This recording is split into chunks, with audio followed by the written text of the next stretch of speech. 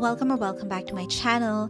So today I'm so excited to give you guys my honest review of the iPhone 16 Pro Max. So I've been using it for over a month now and I wanted to share why I think this phone is worth it, as well as a few reasons why it might not feel like a huge upgrade compared to last year's model.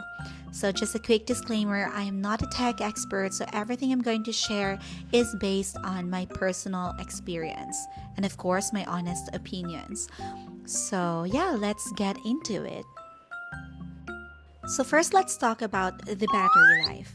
Like coming from the iPhone 15 Pro, the difference in the battery life is massive. I didn't even realize how much I've missed with just the regular Pro model until I upgraded to the Pro Max. Like honestly, the battery is really the best part of this phone.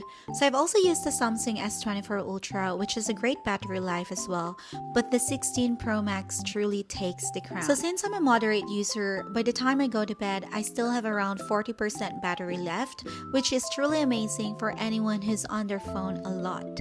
So whether it's for work, social media, or just browsing, this phone won't disappoint you in terms of battery. So if battery life is really important to you, then the iPhone 16 Pro Max is a no-brainer. So now let's talk about the bigger screen and its display. So another reason why I upgraded was the bigger screen. So after using the 15 Pro, I realized how limited a smaller screen can feel, especially when watching Netflix or YouTube. So the iPhone 16 Pro Max offers a much more immersive experience with its huge display. However, with a bigger screen comes extra weight as well.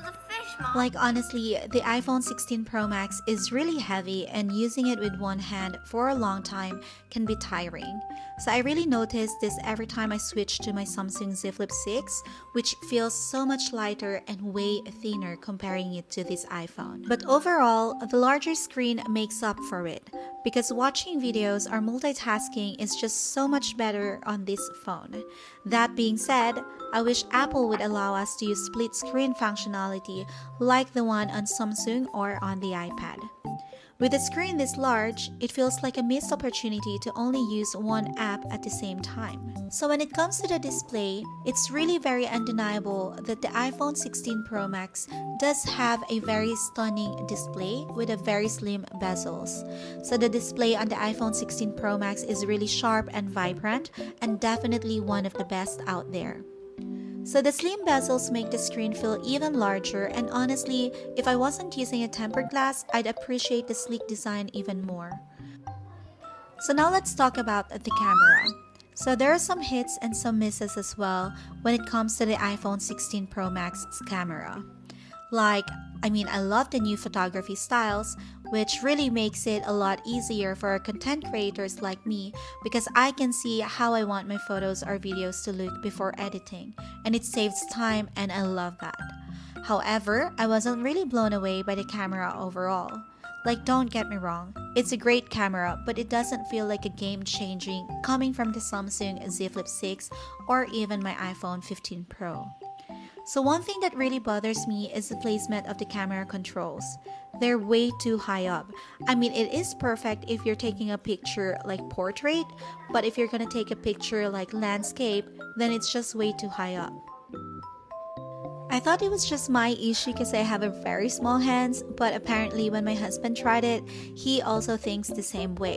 And I also read a lot of comments which also has the same issue as me. So they could have placed it a little bit lower, or they could have at least given us an option to make use of it as a third-party app camera control. Let's say for example, for us to take photos directly for our Facebook stories or for our Instagram stories or even YouTube shorts. This camera button would have made a huge difference if they have given us that option. So moving on, let's now talk about the 48MP ultra-wide lens that is also present on the iPhone 16 Pro Max. So this one was also a bit of a letdown, especially in low light settings. I expected more improvement this year, but the results are just okay. It's good, but not amazing. It would have been nice to film in an ultra-wide lens, but I can't use this one, especially when it's at night or even indoors because of its poor quality. I was hoping for a bigger sensor to at least have a nice quality photos, but I guess it isn't happening this year.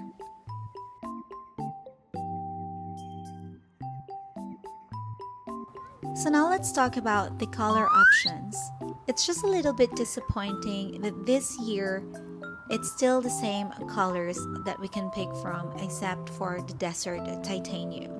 Like, this color is really elegant and beautiful, but I wish Apple offered more vibrant colors like a bolder red or light pink, similar to what the Google Pixel 9 Pro has, or even what the iPhone 8 Plus had before.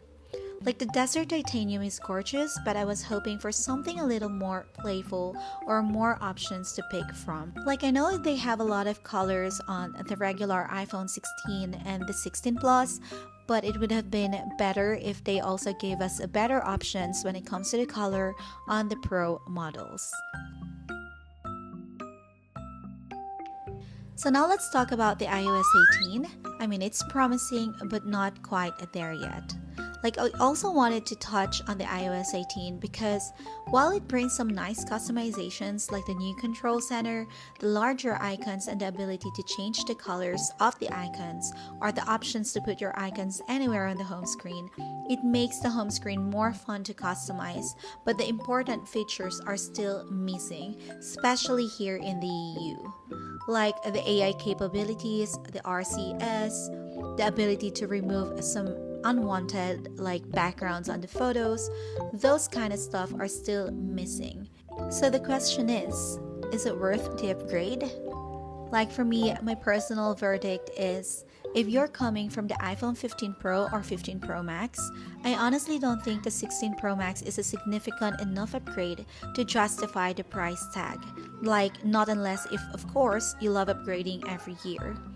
But if you're coming from an older model, you'll definitely notice and appreciate the improvements the iPhone 16 Pro Max has.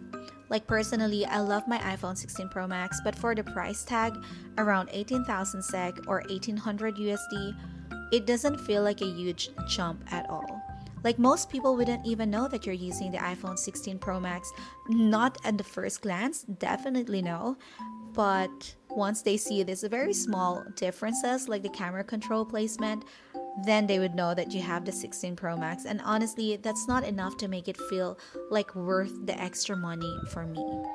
So to wrap it up, those are just my thoughts after using this phone for a month. Like, I'm not a heavy gamer or a power user, so I can only speak to the features that really matters most to me in my daily life. So that's it, guys, for my honest review regarding my 1 month with the iPhone 16 Pro Max. So if you reached this part and you think this video was able to help you out decide whether to get the phone or not, please don't forget to give this video a thumbs up. And if you guys are not yet subscribed to my channel, please do so. Hit the subscribe button down below. So yeah, that's it, guys. Thank you so much for watching, and I hope to see you all on my next one. Bye!